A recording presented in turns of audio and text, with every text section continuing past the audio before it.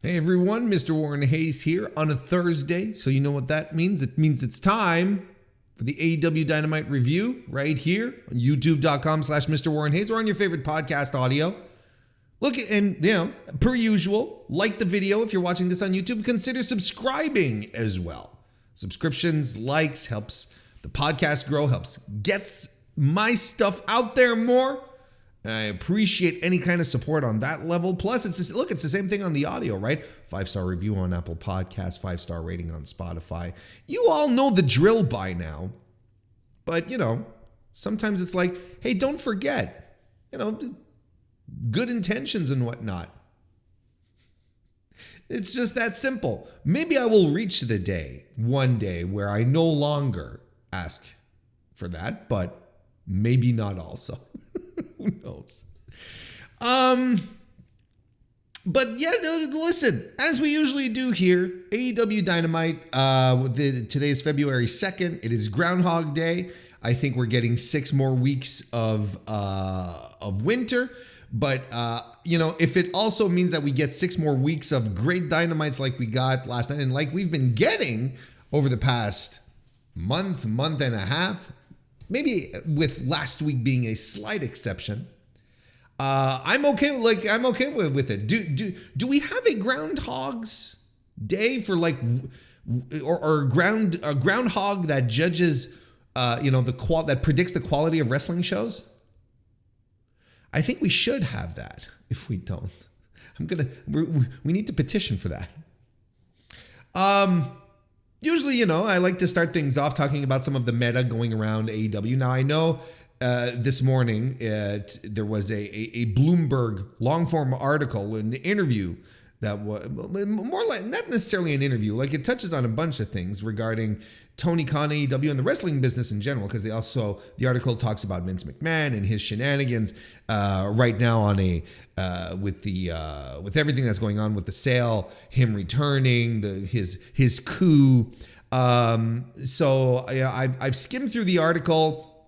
I haven't had time to read it really. Of course, there's the news coming out that apparently in AEW, they want to set up their own streaming service with Warner Bros. Discover Bros. So, look, there's lots of little news bits and items like that, but I want to take the time to read the article correctly. And I feel like this is proper content for the MrWarrenHayes show on Tuesday. So if you want to, subscribe and you won't miss my thoughts on that. But for now, we're going to set that aside. But there is a couple of meta items that aren't necessarily related to the show specifically, but are still related to AEW that we can touch on here today. Such as yesterday, AEW had announced the launch of live events, house shows, if you prefer, calling AEW House Rules, continuing the gambling theme. Let me read the first paragraph here of the press release. AEW CEO, GM, and head of creative Tony Khan today announced the launch of AEW House Rules, a live event series taking place on select weekends in markets across the country. Continuing the promotion's meteoric rise and following the success of AEW Dynamite on Wednesdays on TBS and AEW Rampage on Fridays on TNT, fans can expect an up-close and personal experience at local venues, along with a spectacular and engaging environment. These non-televised live events will showcase an electrifying mix of matchups featuring the stars of AEW. Each event offers an even more immersive experience for fans, including customized merchandise, unique ways to engage with featured talent, and in-show interactions different from what is featured on televised AEW programming. We'll stop right there. Very interesting. Look, I've talked about this a few times, and I've even tweeted about it, especially when it started to rumble right at the start of the year, at the start of 2023. There were rumblings that AEW would be looking into getting some house shows off the ground. Hell, that's why Jeff Jarrett was brought aboard. And everyone was like, "Oh, it's about ideas," but and I said, if AEW can afford to do it, because that's always the thing, they absolutely should. There is nothing but upside for AEW to do this. Little extra revenue, but most importantly, like for the talent, you cannot stress enough. You cannot stress enough how crucial it is for a lot of the on-television talent to be able to work in environments where the cameras aren't on them, so they can try stuff out, so they can,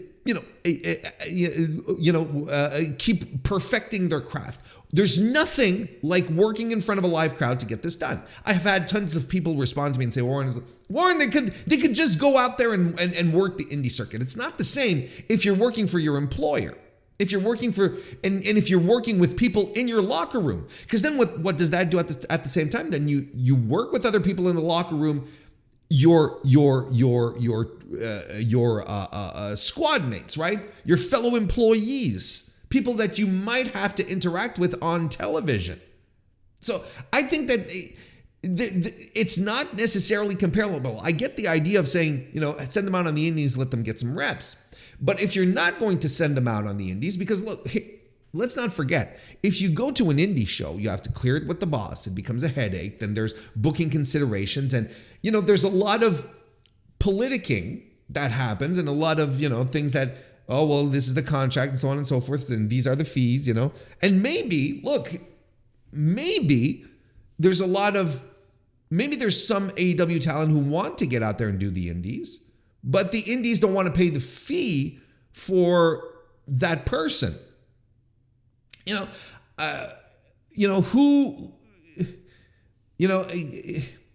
there's a whole bunch of there's certain people that probably for the fee that they're requesting, they might not be the draw that the local indie promotion wants, let's say. You're not always going to get a Jon Moxley for the fee, right?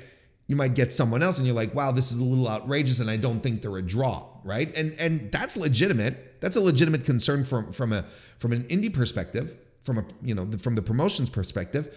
And it's probably, if you don't have a working relationship with Tony Khan, who has shut down a lot of indie work for a lot of people, especially in GCW, maybe he's like, I want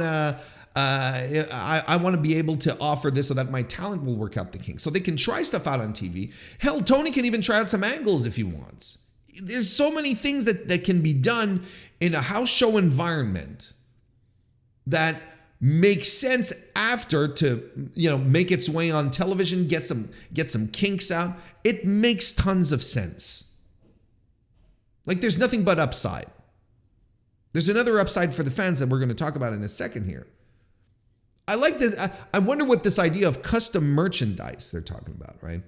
Customized merchandise. That's interesting. Unique ways to engage with featured talent and in-show interactions different than what is featured on AEW. I mean, we see this regularly with, AEW live events, with WWE live events, house shows. The interactions, since you're not running on prime time cable TV, the talent can be a lot looser with what they're doing, with the amount of time they interact with the fans. They can take more time to slap hands and, fool around, take selfies and all that stuff. That's a big deal. So there's that's different from the get-go. And in the ring as well, the guys, the gals, they're looser, they're having a good time. It's more like, this is how you build chemistry within your roster. You just have them do stuff, have a good time, and just like wrestle for the sake of wrestling, as opposed to, being in this super high pressure environment. And I think that's beneficial. I think it's beneficial for the talent. It's beneficial for the fans. There's frankly, again, like I said, if AEW can afford to do it, there is no reason for them to not do it.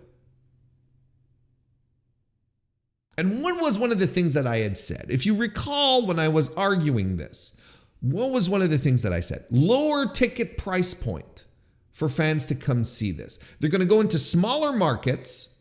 They're not hitting up LA and, Manhattan and, so on, Miami, Chicago. They're going to go into smaller markets. It'll be a minimal setup. It's not going to be the full Dynamite setup. That means they can lower the prices. Because probably for a lot of wrestling fans, the price point for tickets is maybe a little high. And that is also the point of a house show, is like price tickets are lower. Look at this paragraph here. In the first AEW House Rules show will take place on Saturday, March 18 in Troy, Ohio at the Hobart Arena, and will feature Ohio's own Jon Moxley, Claudio Castagnoli, Dr. Britt Baker, Darby Allin, Orange Cassidy, and many more. So right off the gate, they're like, yeah, we're stacking this with people that we know you really like. Moxley, Britt, Darby, Cassidy, arguably some of the most over acts in the company. Claudio's great. So, he's going to be there. He gets great reactions, and, you're going to get a good wrestling match out of there for sure.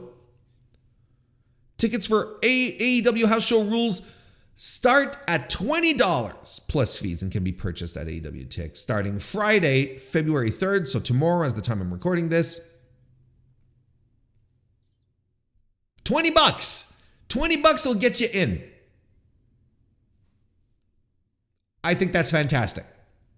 And that's what it's for. This is what it should be for.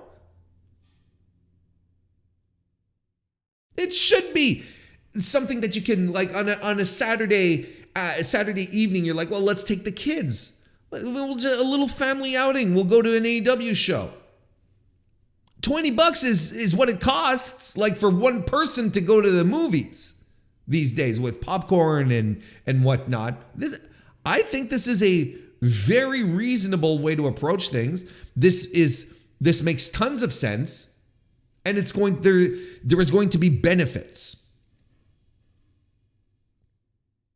Again, like I said, can AEW afford to do this? Well, I personally don't know. You can only assume that they can, since they're doing it. And the live event spectrum that existed previous to this, previous to 2023, has changed dramatically. Because previously all we had to go on was WWE, correct? WWE was the only game in town, so they were the only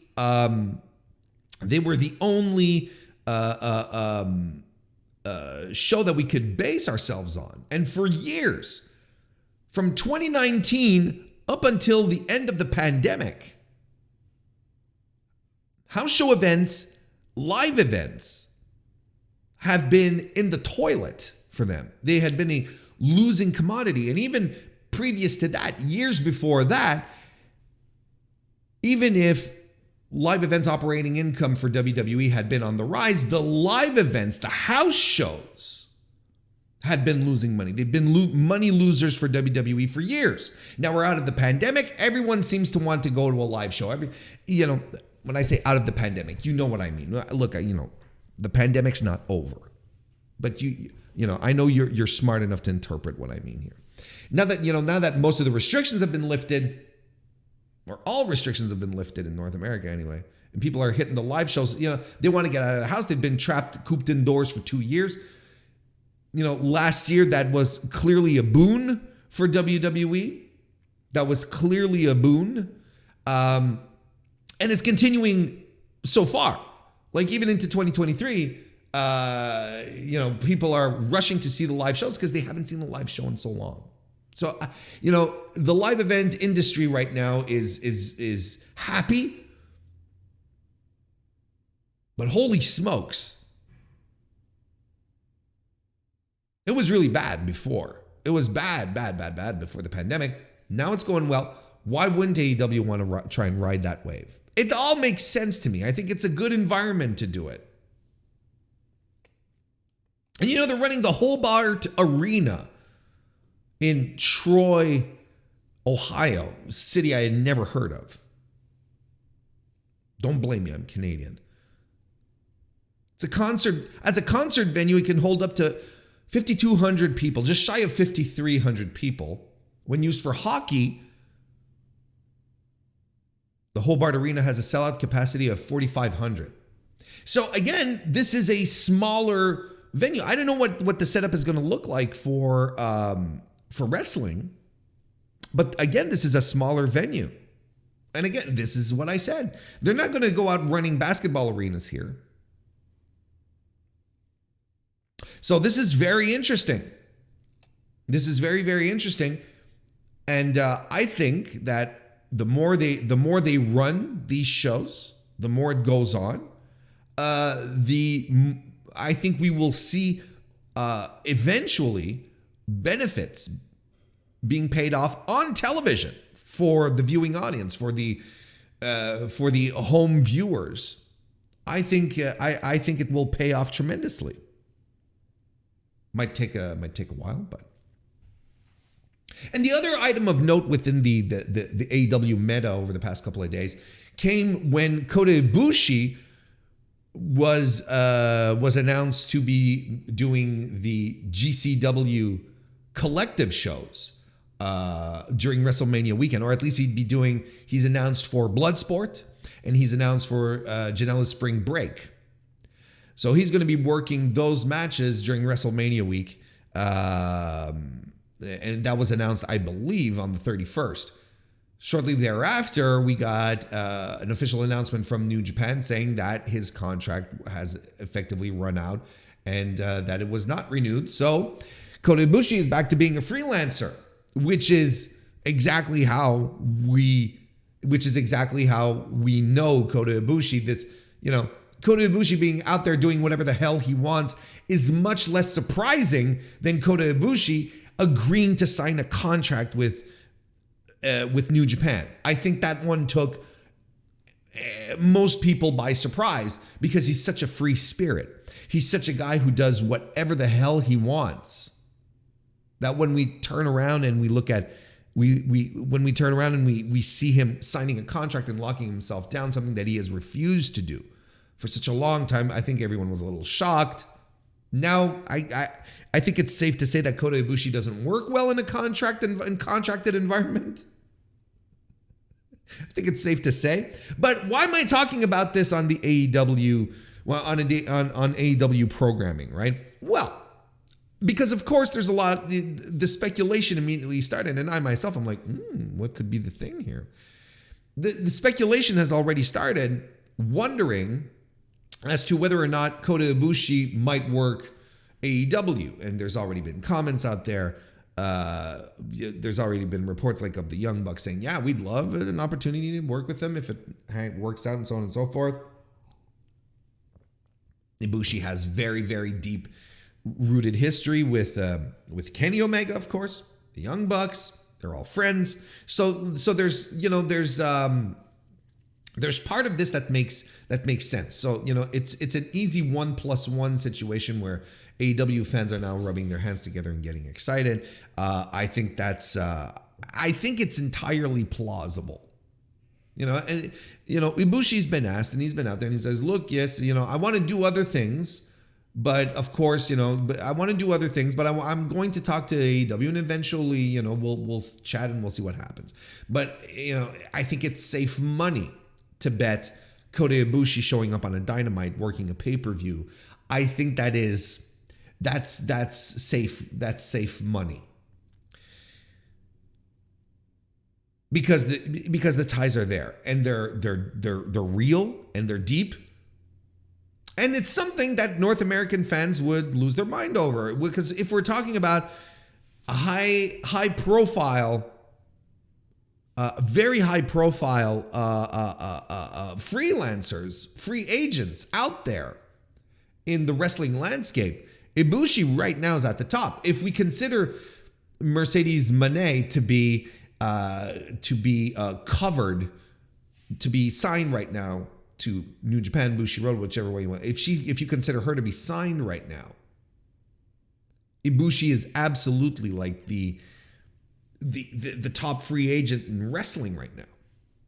So he's getting offers right and left.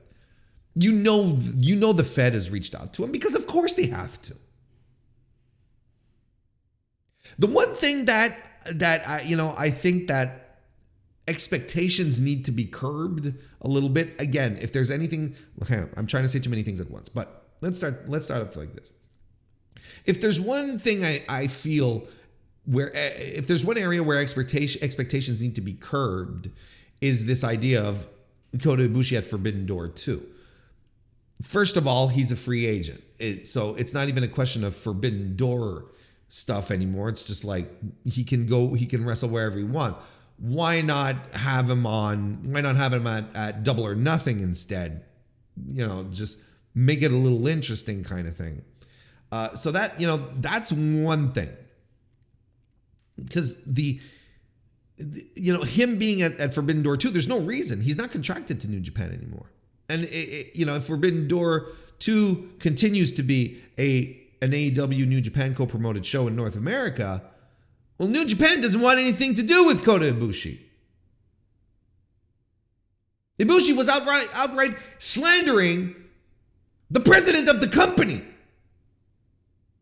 So I think it is a safe bet, and everyone agreed to let the contract run out. I think it's a safe bet to say New Japan would probably, Gedo sitting around a table with Tony Khan would probably tell Tony, if that were to be brought up, he'd probably say, yeah, it's not going to work for me, brother.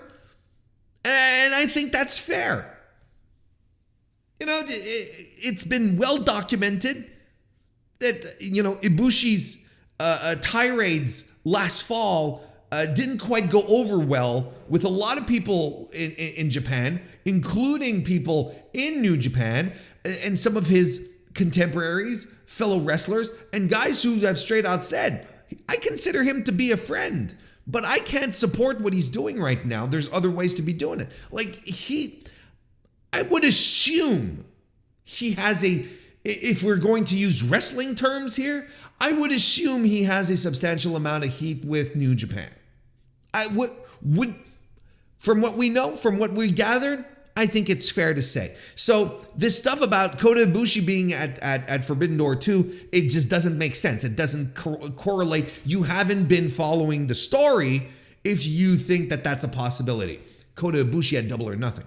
Kota Ibushi at All Out.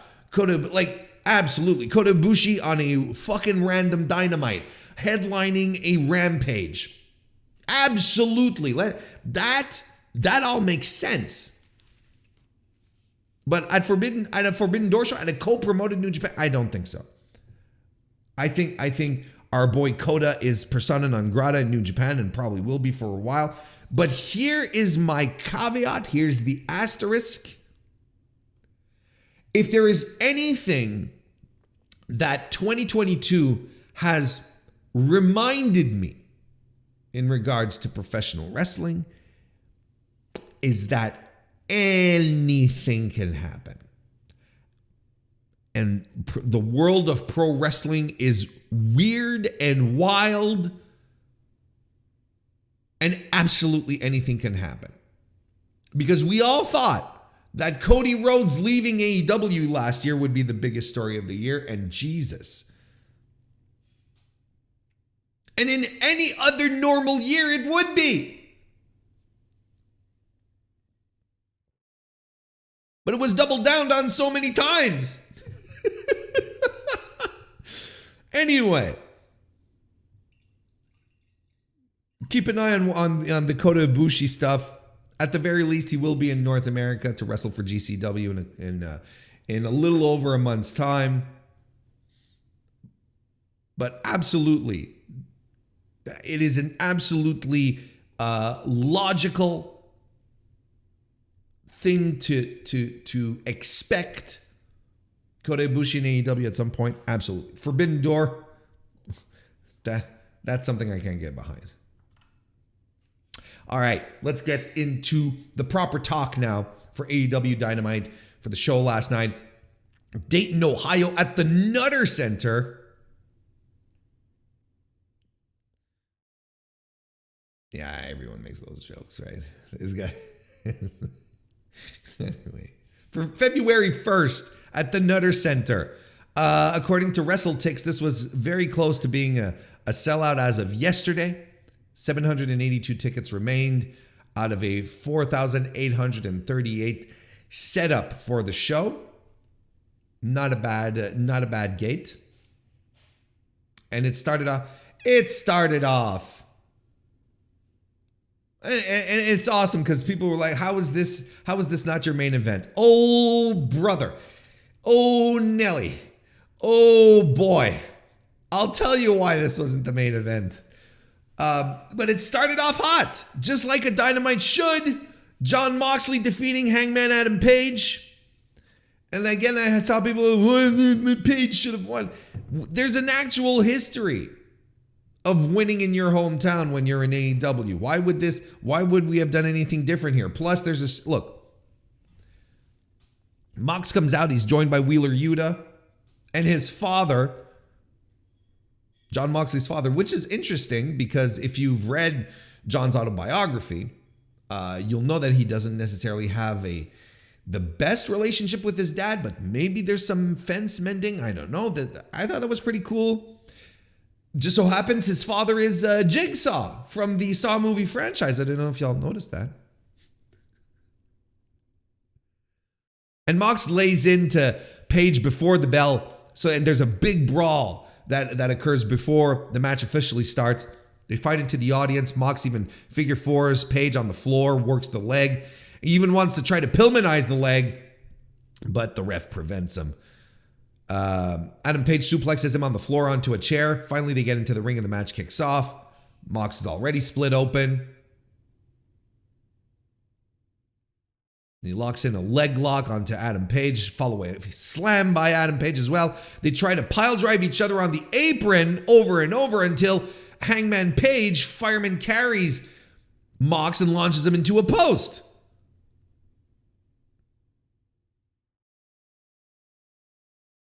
Page tries to kick his fucking head in. It doesn't quite work out, but he does hit an Avalanche DVD. How about that? Avalanche Death Valley Driver. Page then kicks him to stay down, but that just fires up Mox, who hits a cutter. They both have a chop exchange. Standing sleeper is reversed into a backdrop driver by Adam Page. Mox gets back up, hits a back body drop. Lands an arm trap superplex, does the hammer and anvil elbows, kicks his fucking head in, goes for the Death Rider, but it's blocked. So what does Mox do? He just transitions into a Jujigatami. Adam Page eventually dumps him onto the floor, goes for the Orihara moonsault. Mox has been watching Samoa Joe tapes. He just nopes and moves out of the way. Lands a lariat on the floor, drags Adam Page to the timekeeper's table, but Page lands a pop-up powerbomb through the table, gets back into the ring, hits a deadeye, covers, Mox kicks out. He lands a King Kong lariat. I love how commentary loses their shit now when that happens. See, that's the cool thing to come out of an unfortunate situation when it comes to wrestling. Now, moving forward, Mox's King Kong lariat just looks like a disaster. It's like a disaster waiting to happen. So when it happens, people pop out of their seats now. Huge fisherman's drive into a package, followed by Page, which was just great stuff. He goes for the buckshot lariat. It's reversed. Then we get a Death Rider attempt. That's blocked. And then Page hits a tombstone, goes for the buckshot lariat, covers, Mox kicks out. So then Page locks in the bulldog choke. But Moxley fights through it and rolls into a stack pin for the win. Just sneaks one out of Adam Page. And this is what's good here. Here's where we're at right now in this feud. Page got knocked the fuck out, right?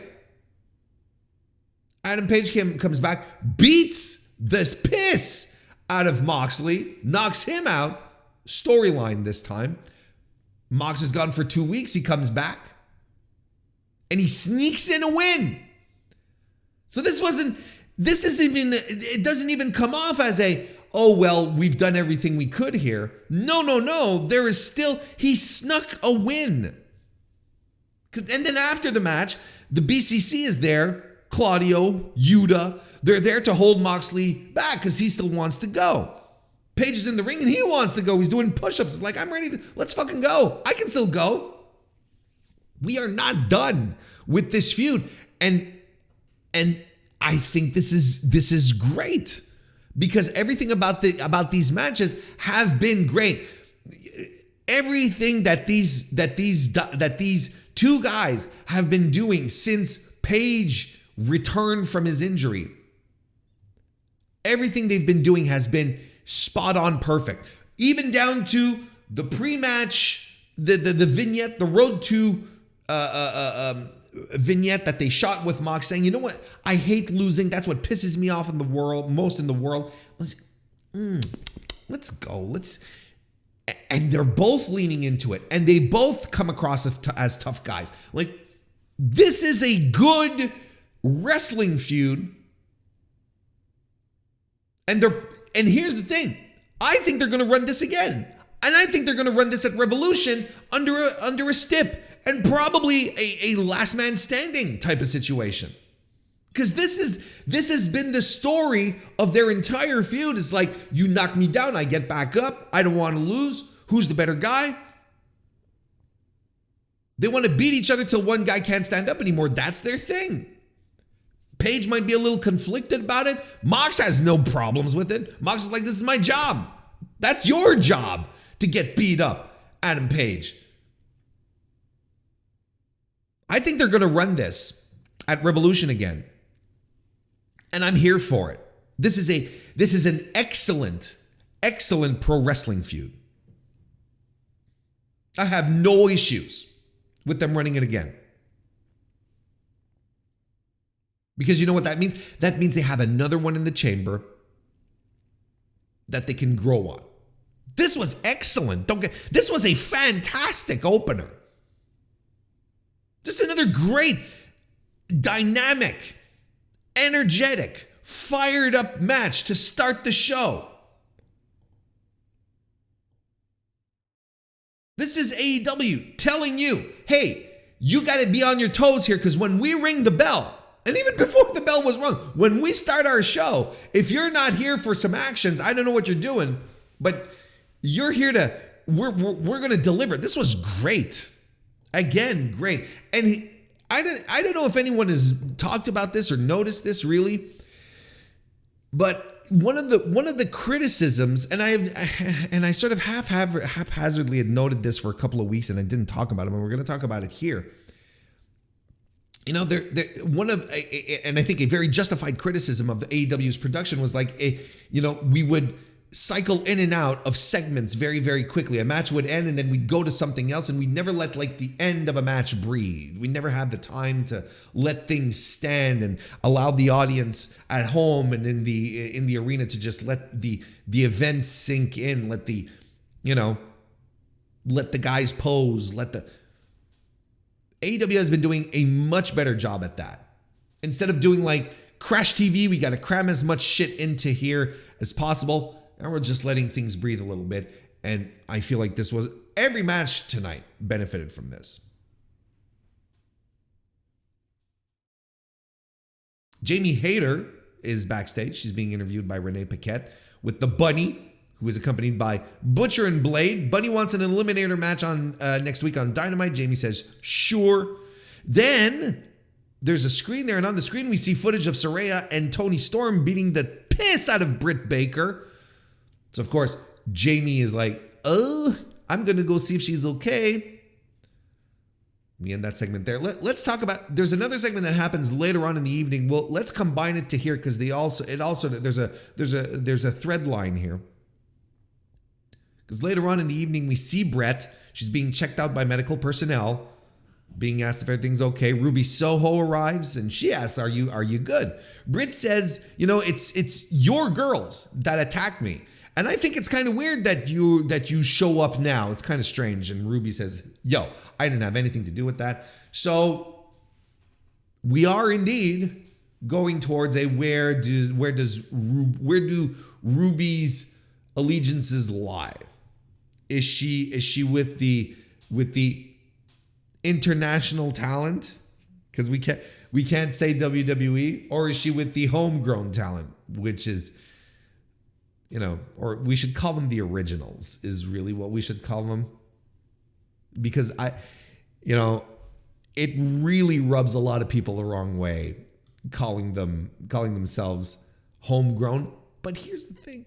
If the girls want to call themselves the homegrown talent, let go. Just let them do it. I understand that Jamie Hayter has tons of experience outside of AEW, and that's why she's an instant success in this company, because she's bringing with her years upon years upon years of experience in wrestling in Japan and Europe, everywhere. That's why she's so good at it. She's not a homegrown talent like you could say Jade Cargill is. And frankly, you know what they should do with this? They need to add Jade to this story. They need to add Jade. Jade has to stop being in her own cosmos of pro wrestling here. She needs to be added to this in some way or another. They did the 50-0 storyline. We're going to talk about it in a bit. Now she's 50-0. That's great, but there's got to be more for her to do than to be squashing women who the audience doesn't perceive as a legitimate threat to her. And I think if they're doing an AEW versus the quote unquote not WWE women, don't say WWE women, right? She needs to be a part of this. And she will add a level to this that will be very interesting. She needs to start interacting more with this strata of women in the company, with the Britt Bakers, with the Tony Storms. That's what she needs to do.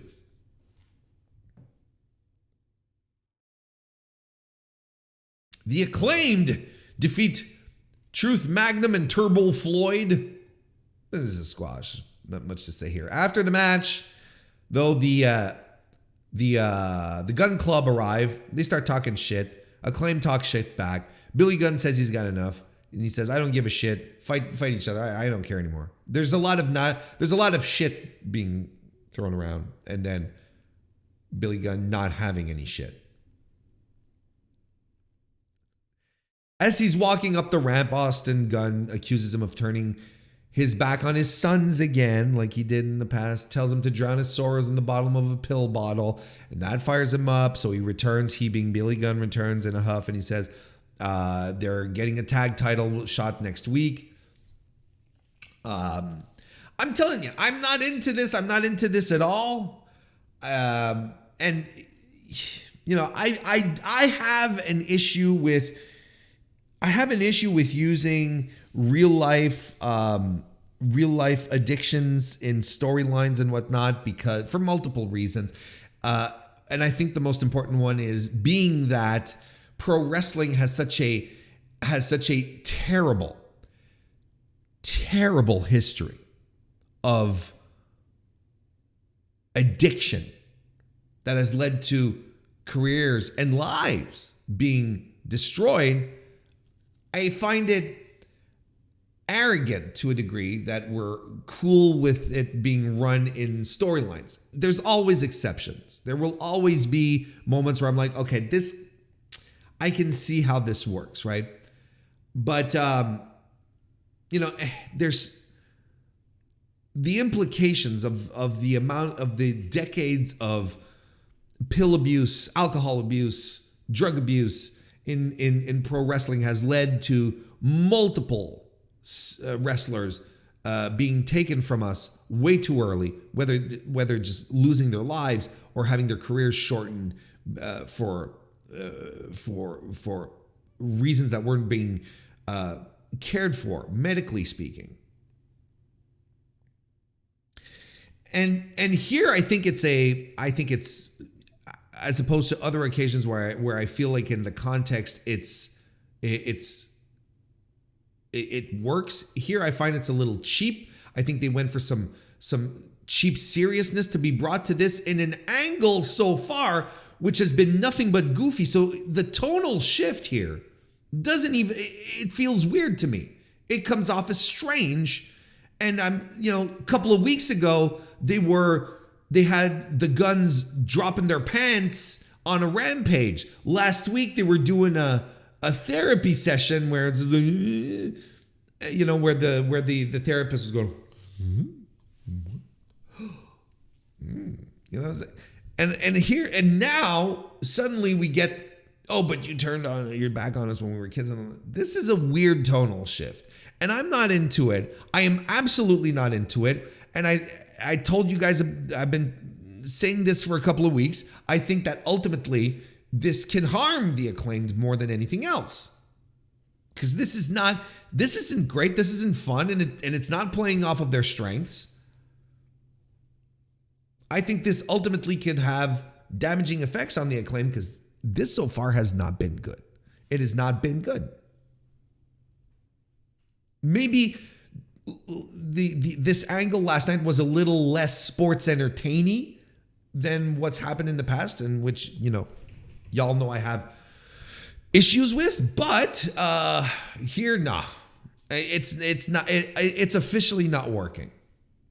Jungle Boy Jack Perry is backstage, he's being interviewed. He says he had an amazing time teaming with Hook, and he'll always have his back, and Hook will always have his back, but he's done with the tag team thing for now. What?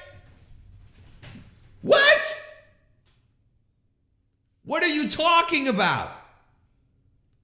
Are you kidding me? We're already pulling the plug on Jungle Hook. Listen, I believe 100% they had something. They had something special with the presentation of these two young, handsome, strapping guys, up-and-coming professional wrestlers who are very good at what they do. I know Hook he's still in the learning phases of his career, but this concept of, if you want to use the Rock and Roll Express analogy, where Hook is Gibson and he gets the hot tags off of Ricky Morton, Jungle Jack Perry, Ricky Morton. They had something special, something great in the presentation. I feel like this might be a bit of a missed opportunity. But then at the same time, absence makes the heart grow fonder. Maybe we'll just get more excited when they do eventually reunite or start working together or whatnot. It's not a complete kibosh. Because Perry did say, we still have each other's back. But, goddamn, man, I'm a little disappointed in this direction. But I also understand that the plan for Jungle Boy was probably not to toss him back into another tag team, because they broke up his first tag team so he could have a singles career. You're not going to go drop him back into another tag team. The fuck are we doing here? So it makes sense. I might not like it, but it makes sense. So he wants to focus on a singles career. That's what he says in the... Does this mean, and I'm just throwing this out there very, very gently, does this mean that Christian Cage might be mounting his comeback? Is he soon to be cleared? Because I would assume, this is what I would assume, is that Perry was put into this tag team while waiting for Christian to get back on his feet, to have something to do for Jack Perry. Now that maybe Christian is on his way back, slowly but surely, so now we're going to warm him up as a singles guy again. It makes sense to me. I guess, as Alexa Bliss once told us, we'll have to let this one play out. Konosuke Takeshita defeated Brian Cage in a fun little match, giving us, officially, Takeshita's first win in AEW on AEW Dynamite, I should say. Because he's been winning on Dark and whatnot. But a first televised win for this guy. And they had to do it. It had to happen. He's under contract now. He's not just a guest. TK has high hopes for him. Let's go right ahead. Let's do it. Let's have him start winning matches. He hits a flying lariat and a pescado early on in the match. Cage power bombs him right into the ring post. They trade some forearm shots. Then Takeshita lines a blue thunder bomb. Second rope deadlift suplex by Brian Cage, which is always a fantastic spot. Drop toe hold by Takeshita. Tiger feint kick by Cage as well. Missile shotgun drop kick by Takeshita. and he knocks Cage's head off with a lariat. Great sell by the big guy. Takeshita lands a German suplex with bridge and a Liger bomb. Cage goes for the drill claw. It's avoided. Takeshita then lands a brain buster and another brain buster. A TKO by Brian Cage. Then Takeshita lands an avalanche brain buster and a jumping knee strike for the win. I thought this was a very good, very strong pro wrestling match. Is it off the walls, insane match of the year? No. It was great, good, solid stuff. Great work by Brian Cage, working to put the other work. He was told by the boss, you got to put my guy over. You can get your shit in, but you got to put my guy over, and that's what he did. This is what, I know a lot of people have very mixed feelings about Brian Cage, but as a professional wrestler goes, everything he did here was fantastic, and they were both able to keep up with each other. A similar sized big man like Brian Cage having a match with Takeshita would have been something completely different. I thought they were able to play off of both each other's strengths, and it looked great. Takeshita comes off looking very strong. It's good. Jericho Appreciation Society is backstage with Renee Paquette. They say they don't like being called cheaters by Ricky Starks. And if Ricky wants another match, they're going to have to go through the Garcia Guevara gauntlet. What the hell is that, Warren? Well, allow me to explain via Daniel Garcia, who took the time to break it down for us. This gauntlet means that Starks will have to beat Angelo Parker, then beat Matt Menard, then beat Daniel Garcia or Sammy Guevara. They'll decide the night of who the guy's going to be. And then if they manage to do all of that, then and only then will Ricky Starks get a shot at Chris Jericho. This is from what I'm gathering, this is going to be a one-night thing. Like, it's literally going to be a gauntlet match, where it's going to be one guy after another, right? I think it's a little strange to be running this angle while your main event angle right now is kind of that. It's pretty much that. Like, Bryan Danielson right now has to wrestle every week to prove that he's the number one contender, right? So that he can get a match at Revolution against MJF. It's a little strange, a wee bit bizarre that we're doing like something very similar. It's not going to be stretched out over weeks, but this idea of going through guys to get to one guy, it's already being done. Why are we getting a double dose of this? And, I kind of feel like, I understand that Jericho, his character, he perceives himself as a prize, right? He's a sports entertainer. He's a big star, so on and so forth. So he's a prize. So if you want to wrestle, you want to wrestle the prize, you have to work for it. These are all things I understand. I just think that in the context, it's a little weird. But this is what everyone is failing to latch onto. They prefer to latch on to this as opposed to latch on to the idea that they are continuing to push Ricky Starks as a big fucking deal. They would not be doing this if they didn't think Ricky Starks was a big deal. And they wouldn't be putting him in a feud with Chris Jericho if he wasn't a big fucking deal. And this is what I think everyone is still failing to latch on to, is that Ricky Starks is in a feud with Chris Jericho. And Ricky Starks is looking like $1 million through it. Oh, the black hole of the Jericho Appreciation. Is like, there's no black hole. Not now anyway. They want to build up to get a match at Revolution. This is clearly what's going to happen, right? Ricky Starks and Chris Jericho at Revolution. Because otherwise, what's the thing? Cutting promos on each other week after week? That's fine. If you want that, there's another promotion that does that perfectly. There's another promotion, major North American promotion that does that. If you want to have a build to a pay-per-view, be two guys cutting promos on each other week after week. It exists. It's out there. I am okay with this in the measure that this continues to position Ricky Starks as a top guy. But yeah, I hope that this doesn't become too much of a thing where we have a bunch of heels having baby faces run through gauntlets at once, you know. I know a lot of people are annoyed with MJF doing this again. I will still argue here, right in front of you. I will tell you to your face that this is perfect because this is MJF's MO, and this is what he should be doing. He should be doing this instead of doing fake campaigns, fake presidential campaigns to get a match with the world champion. Like that actually stinks. That's not very good and weird and doesn't make sense. What he's doing here makes sense. And we're going to talk about this in a second anyway. Then we have the Elite that cut a promo from a gym. They're playing basketball. They call out Top Flight and they say, let's go, bring AR Fox, let's do it. Dynamite next week. There you go.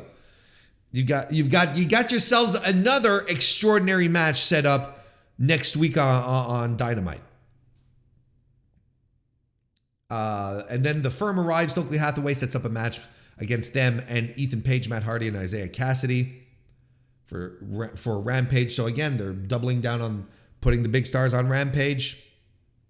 Clearly, Tony was serious this time around when he was saying, no, look, we're putting big names on Rampage moving forward. We need to boost these ratings. And it's been paying off. Rampage has been doing better, has it been? Mind-blowingly extraordinary ratings? No, but there has been an improvement. They haven't hit the lows that they've hit last fall. Imagine that. You put your big names on a show, it stops feeling like a B show. Imagine that. A bit of a weird segment, if we're being honest, with Cassidy moaning sexually in Kenny Omega's ear. I don't know what was going on there. Then Bryan Danielson defeated Timothy Thatcher. Thatcher tries to work the shoulder of Bryan Danielson early on. Danielson uses the leg. Corner kicks by Danielson, but Thatcher smacks him and continues abusing the shoulder, which, by the way, right, is the story of this whole match, but also of this entire angle that we have going with MJF, because it's not just a question of MJF throwing dudes at Danielson. It's a very specific thing. It's like, you have to soften this guy's arm. That's what he told Brian Cage 2 weeks ago for his match last week. I don't care if you beat him or not.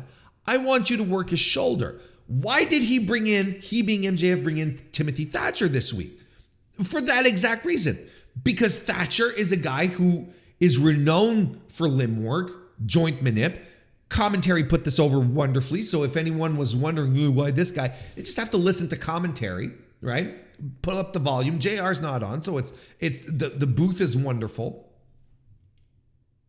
And so he continues to work the arm and the shoulder, and that's the thing. That's what MJF wants, and commentary put this over as well. MJF uses the Fujiwara armbar as a submission as well. So if Danielson is coming in and he had all this kinesio tape on his shoulder already when he hit the ring, we're selling this injury, we're selling this as a thing. This is going to be a focal point of their match at Revolution. It's going to be the arm. It's going to be a thing. And this is the story we're telling. Now, I'm sorry, there's not like 7-minute promos at the start of every Dynamite to explain this and have people pull faces at each other. But this makes sense. This is storytelling in pro wrestling. This is how it should go.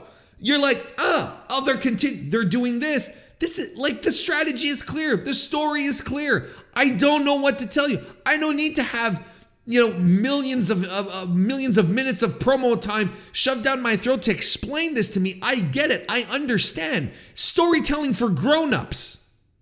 This is what this is. It's basic. It works. It's a simple formula, and it's working because the talent that are involved are fantastic, and they're understanding how to make this work. And this is what happens the entire match. The arm, the shoulder, arm trap backdrop by Thatcher, and he just pummels as he traps the arm. Danielson fights back with a missile drop kick, but he sells the shoulder when he lands after the missile drop kick. Later on, Danielson goes for the round kicks. Thatcher blocks one. Danielson rolls through a Fujiwara armbar attempt. He goes for the hammer and anvil elbows. There's a ref bump there's a ref bump that happens, and then MJF arrives. And he's got the diamond ring and he puts it on his finger, but he's blindsided out of nowhere by a guy in a hoodie. And it's Konosuke Takeshita, who said that he had Danielson's back. So he's pushing him back. They fight back up the ramp. So even if there's a ref bump happening, MJF can't get his shit in. Great stuff. Thatcher finally lands in a Fujiwara armbar. Danielson fights out. Thatcher lands a belly-to-belly suplex, but the Busaiku knee puts him away. Look, this story's great. This story is spot on. Commentary reminded us, don't forget, MJF uses the Fujiwara armbar. This has been the whole story. And here's the thing. And again, maybe this is because I do watch pro wrestling in Japan where everyone or most people are in factions, right? But not all the factions come to ringside, and not all the time it depends on the faction. So people, why isn't the BCC looking out for Danielson? Why is it Takeshita that this doesn't make sense? Well, listen. Backstage, MJF and Takeshita are still fucking brawling. And then what happens? Pat Buck and his gang come in to break it up, and then Renee Paquette arrives to say that per Tony Khan, that's really funny, per Tony Khan, we're getting MJF versus Takeshita next week. So what is this story even doing? We're continuing to elevate Konosuke Takeshita as a star on this TV show because he's hanging out with the top echelon of guys in this company. What is this doing? They're elevating this guy. Another star. It could be Yuta. But Yuta's already had his time in the spotlight. He's already an established guy. People know who he is. Let's push another guy. Let's get another guy up there in the form of Konosuke Takeshita, who is already over, that people already dig. And now he's going to fight the top villain in the company.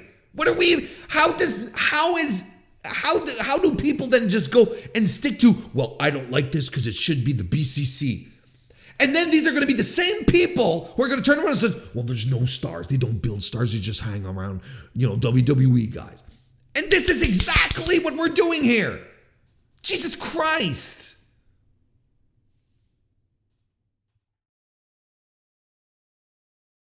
They're getting an eliminator match next week for MJF. And MJF, in the meantime, is like, what? What the fuck is this? I didn't approve this.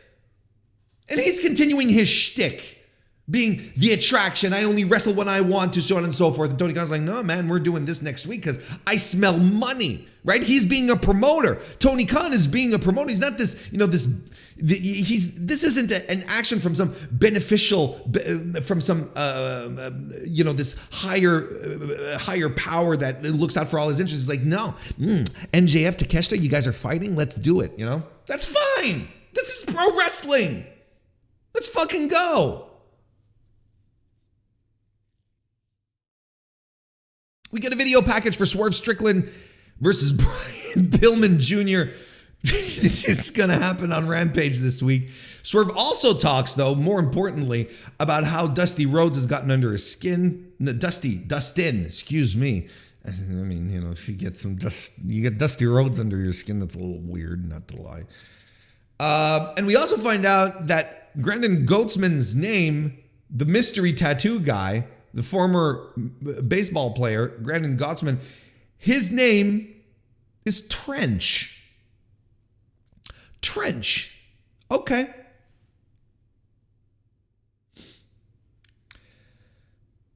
Then Roosh and the Ingorbenables are backstage. MJF, they're being interviewed, but MJF interrupts, trying to speak Spanish, and delivers a briefcase full of money and saying there's another one if Roosh can beat Bryan Danielson next week by any means necessary.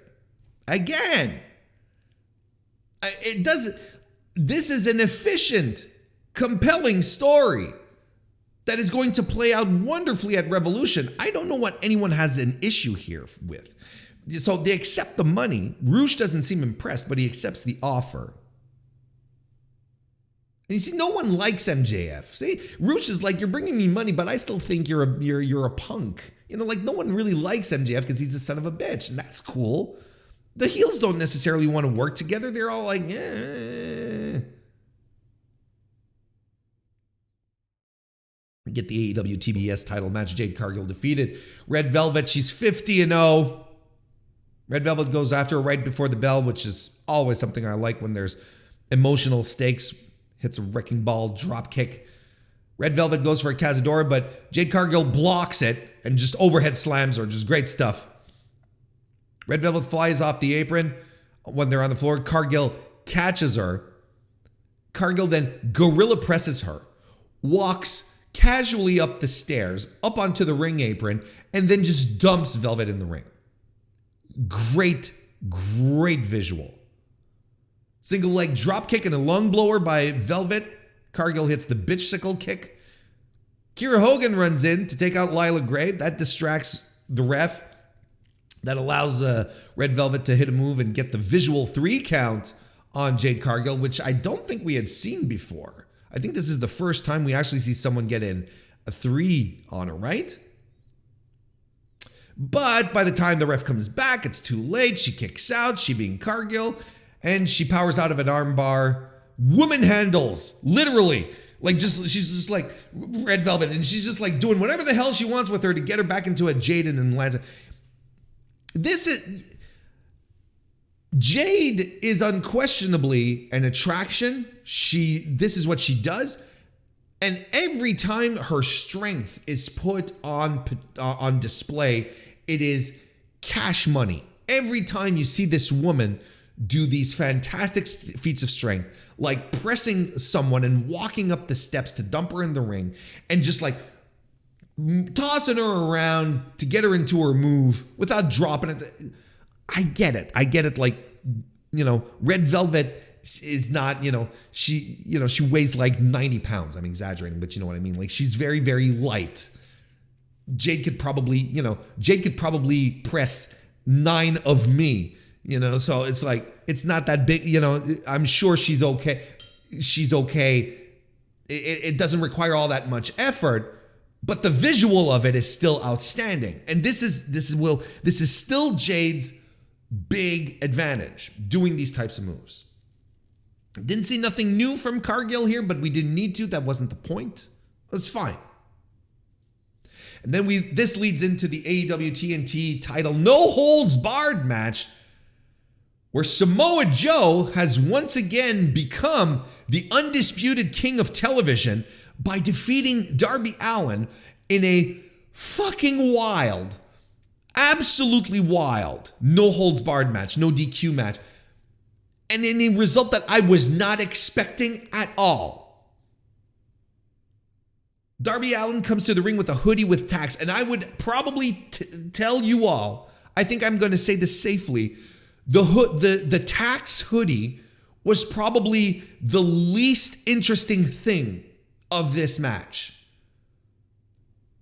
You come out and you go, oh, but we didn't need it. Like, it was just like for the, oh, we see he's serious, so on and so forth. Maybe there's some, oh, Darby's ready to do anything. But it turns out in this match that the hoodie with the tax is the least interesting thing that occurred. Because Samoa Joe, he rips it off of him at some point, just tosses it out, slaps him down, and then he goes outside, Joe does, to get a table. But as he's carrying the table, Darby Allin suicide dives right onto the table, upright onto Joe. Fucking great, just spectacular stuff. We're like a couple of minutes in here. Just a wild bump. And there's another wild bump with Darby Allin over the steps into the audience. They're both busted open at this point. Joe clearly went hard way because he got stitches. Joe carries Darby Allin up into the audience, up into the high up in the rafters, and he back body drops Darby Allin on the concrete steps. What the fuck? Get back into the ring. Joe jabs him. A couple of jabs, beats him down. Darby Allin slaps. Joe takes a run at him, but Joe's in the corner. You know what that means. Uranagi. Samoa Joe goes back outside and sets another table up against the rail at an angle. And he gets back into the ring and he just tosses Darby Allin to the floor. He just like Taz said on commentary, like when you take off a t-shirt and you just take it off and you fling it.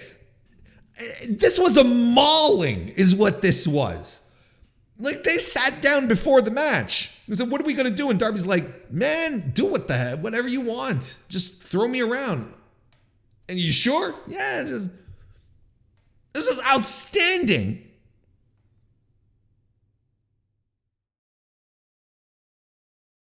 Get a brain buster back in the ring. Samoa Joe goes to get some chairs. And he sets up some chairs, upright chairs, and he just drops Darby Allin back first onto the upright chairs. I don't know, like, this is nuts. Just nuts. And Joe is taking so much pleasure in doing this. Darby Allin, he tries to do it again, him being Samoa Joe, tries to drop him on chairs again, but Darby Allin uses some powder. The visual was a little lost. I don't think camera picked it up correctly, but he uses some powder to get an advantage, flipping stunner on Joe. He puts the tack hoodie back on, and again, it doesn't quite work out. He does a thumbtack covered coffin drop, basically, but Samoa Joe kicks out of it.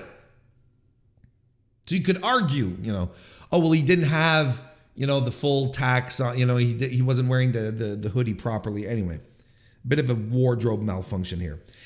Darby Allin then goes off and he starts cutting the canvas ropes. He starts taking the ring apart, and he's taking off the canvas ropes. And I think there were a little more things holding the ring together than he expected. Thank God he had a really fucking good knife to do it. Like thank God for that. But it took a little while. But finally, he takes the mats off. He exposes the pine, right, of the ring.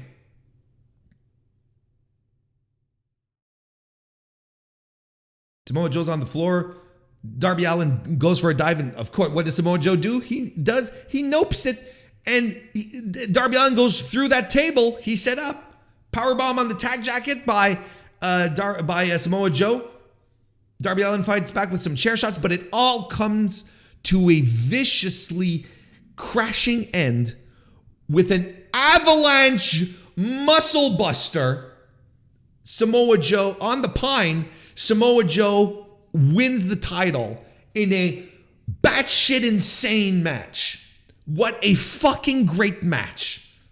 I might actually add this as an early contender to my match of the year. It will probably be outdone down the road. The year is still young. This was nuts, but I have to be able to remember this match when we start compiling our lists at the end of the year.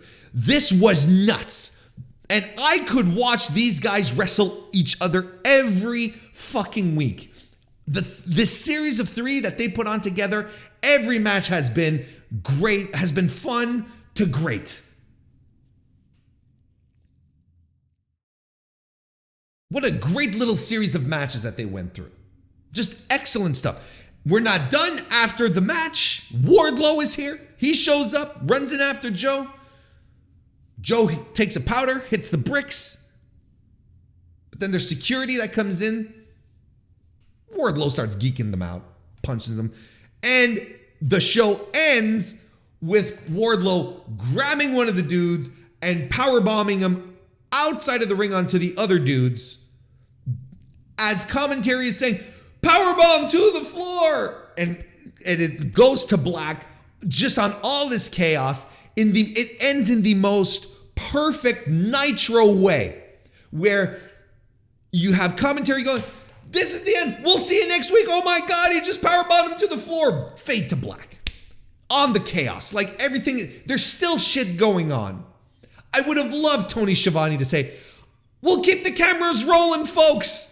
You know, like he used to do back in the day. As in to say, we'll show you the footage that you missed next week or whatever that you never really ended up seeing. But still, cameras are still rolling, folks.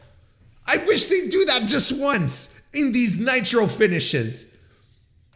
Because this was great. All of this was great.